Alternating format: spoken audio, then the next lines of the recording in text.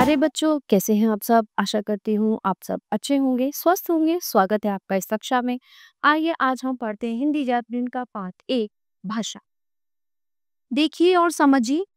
वो मेरे इलाके से चल जा, मतलब वो कुत्ता जो है अपनी भाषा बोल रहा है।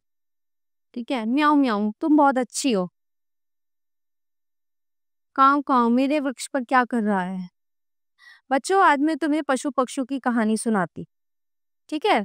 अब ऊपर दिए गए पहले चित्र में पशु पक्षी अपनी बोलियों द्वारा बात कहने की कोशिश कर रहे हैं, जैसे कुत्ता भौंककर, बिल्ली म्याऊं म्याऊं करके और कौवा काऊ काऊ करके। दूसरे चित्र में दादी जी मुख से बोलकर अपनी बात या कहानी बच्चों को सुना रहे हैं। बच्चे ध्यान पूर्वक सुनकर जो है दादी जी की बात या कहानी समझ रहे हैं तथा आनंद उठा रहे हैं। इन ध्वनियों को लिखा भी जा सकता है।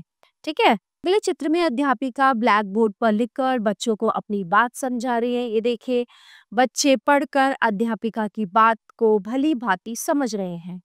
इस प्रकार भाषा हमारे मन में आई बातों को दूसरों तक पहुंचाने का साधन है। हम अपनी बात दूसरों तक दो तरह से पहुंचाते हैं।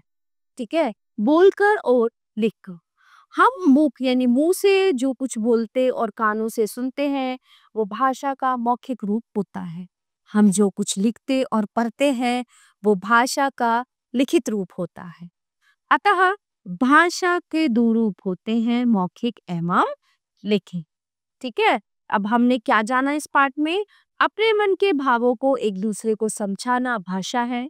हम अपनी बात बोलकर तथा लिखकर एक दूसरे को समझाते हैं। भाषा के दो रूप होते हैं, मौखिक भाषा और लिखित भाषा।